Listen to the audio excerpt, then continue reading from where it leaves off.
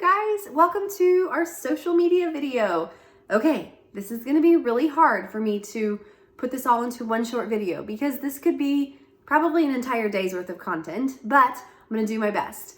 The good news is at the end of this course, we do have a social media specific little mini class for you that you're gonna be able to go through and really hone in on the specifics of social media. So today, this is more of an overview and sort of a guide to just kind of keep you like eyes forward and growing your social media with intention. Okay, so what we do is network marketing, right? It is our social selling.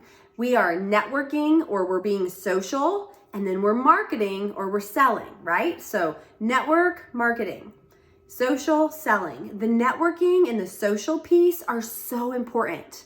So often people jump right to the marketing and the selling.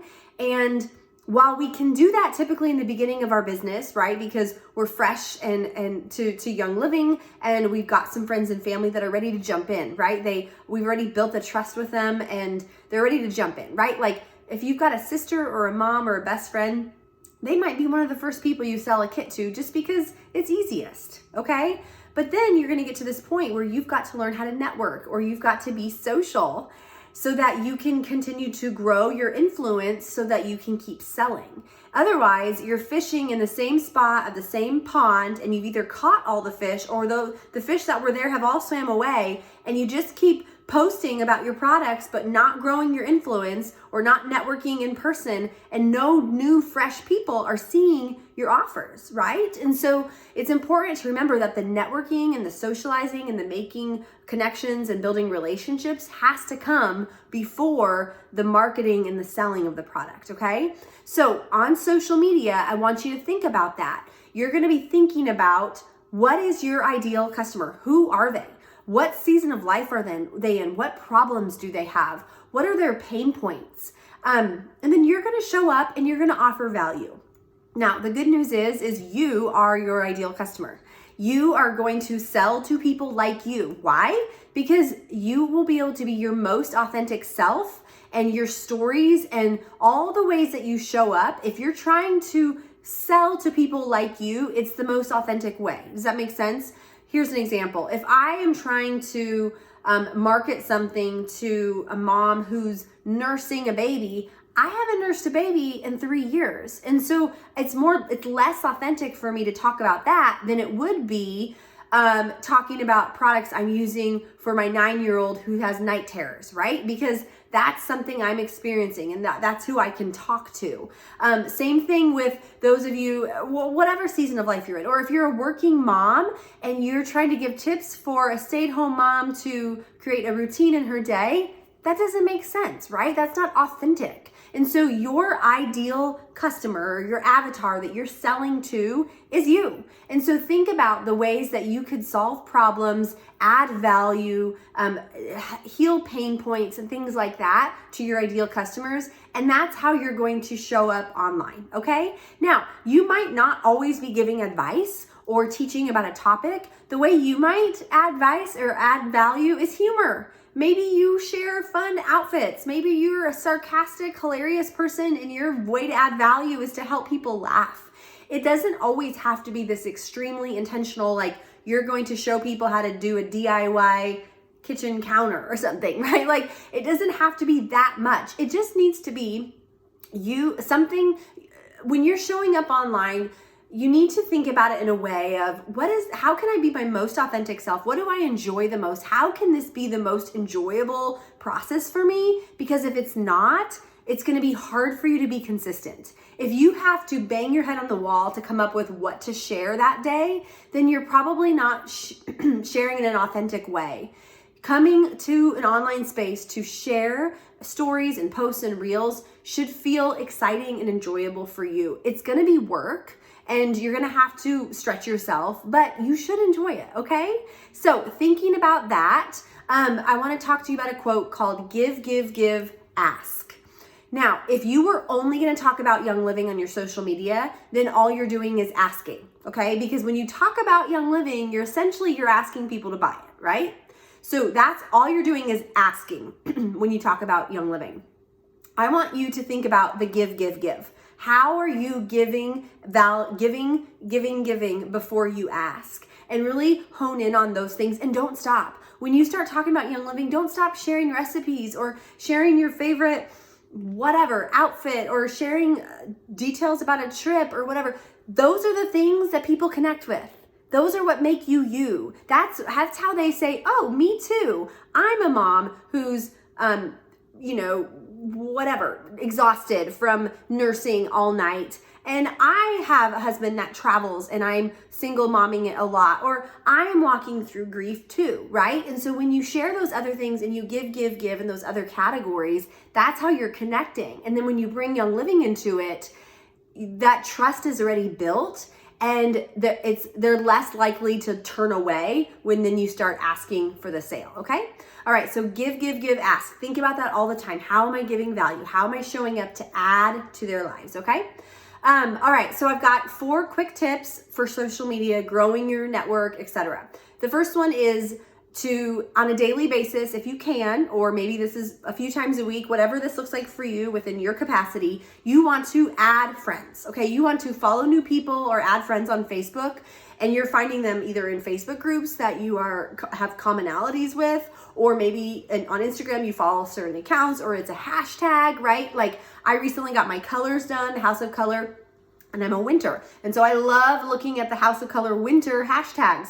I could friend some of these people if I click their profile and I'm like, oh, they look fun. They have kids. Whatever. You can add them as a friend. And if they follow you back, boom, there's a new fresh person that's seeing your content, okay? So you want to be actively networking and being social, making new connections on social media. If you're not doing that and you're only sharing content and talking about Young Living, you're crossing your fingers that they're going to come to you. Now, if you are sharing phenomenal content, you could have some reels go viral, or there could be some ways where people genuinely just do come to you. But as you're starting out, if you don't have a lot of followers, you're going to need to go first, and the ball's kind of in your hands, okay? Next, I want you to comment on stories and posts. So think about it this way: 5 to 10 stories a day, 5 to 10 posts a day. Stories, that means you're commenting and giving encouragement or responding to questions or polls, right? You're being active in these people, especially the ones that you've just followed. This is the way that you're taking your relationship sort of to the next level. Now, some people might feel like, oh, this is weird and slimy. Like I'm just like finding random people on the internet and like stalking them. No, that's not what it is. This is called networking, okay? So people do this in other jobs all the time. My husband's in commercial construction. He's a contractor. They network. He golfs with people, right? They network with architects and other subcontractors to develop relationships so that they will use them or hire them for future jobs. That's networking. People do it in all sorts of careers. So our networking looks like this. We network based on like things that we have in common, and we find each other on the internet, and it works. And the beauty of it is it's not weird and slimy. It's time freedom. You get to do this on your phone. You actually don't have to go to a networking event. You can do it on the couch. Okay, so commenting on their stories and their posts, adding value, making sure your name is getting out there. If you comment on someone's post, someone might see your comment. If it's witty or super encouraging, or you offered some really great advice, they're going to click your profile and they might follow you. You never know how connections lead to connections. All right, number 3, invite people to check out Young Living. Okay, so remember we talked about give. You're gonna show up and add value in whatever way that looks like for you. It's also important that you're talking about your products. You can do this directly, right? Saying, hey, you guys, I just made a new bath and shower gel. I just used Young Living's base. There's no scent in it. And then I add my favorite oils. I do 10 drops of lavender, 10 drops of orange, and 10 drops of jade lemon. And it smells so good. You can buy the cutest little pumps at Target and put this in your shower for a safe, fake fragrant-free bath gel, right? Okay, that's a direct way. I just told you about it. I'm gonna drop a link below, click it. Anybody who orders it this week, I'll send you this cute little bottle, right? There's a direct way you're talking about your products. Another indirect way is to be chatting about whatever and you've got a diffuser flowing, or maybe you're chatting about your morning and just catching up. Good morning, happy Monday, how are you guys? And you're filling your diffuser while you're talking about something completely different, right? You're talking about, okay, tonight I'm making chicken noodle soup. I got to go to the store. Does anybody have a good recipe? I'm in a rut. Right? And you're filling up your diffuser as you talk, or you're making your Nisha drink. That's an indirect way where they're seeing you use the products and you're exposing them to them, but you're not necessarily selling them right then, okay? And so make sure you're inviting them in. And that also goes for the business. You are always hiring. And we always, it's so easy to assume, well, somebody knows, if I'm sharing Young Living, they know I do the business. And if they want to do the business, they'll ask me. That is the most reserved way to grow a team, okay? You are going to want to recruit brand partners. The way to success is more people doing this with you. When you talk about the business and narrate what you're doing, oh, today I have a work call, I get to hop on with my team and strategize about our Young Living business, or I just listened to this podcast, it was so, right? Give them little peeks into what it looks like and ask people to join you in your business, okay? And then the fourth one is show your face and share your story. It is so important to get over the fear of sharing our stories and showing our faces and just be real and vulnerable. Now, you can set boundaries. You don't have to tell your deepest, dark secrets. But if you aren't willing to put yourself out there to connect, people won't feel like they know you. And a lot of people sell oils on the internet. They're going to buy from people that they have an emotional connection with. So when you can share some stories and be vulnerable, you're going to develop trust and emotional connection with them, and they're going to be much more prone to buy from you. Okay. I'm going to link here right under the video 20 ways to add value to others using products and other things. So check that out, and we'll see you soon.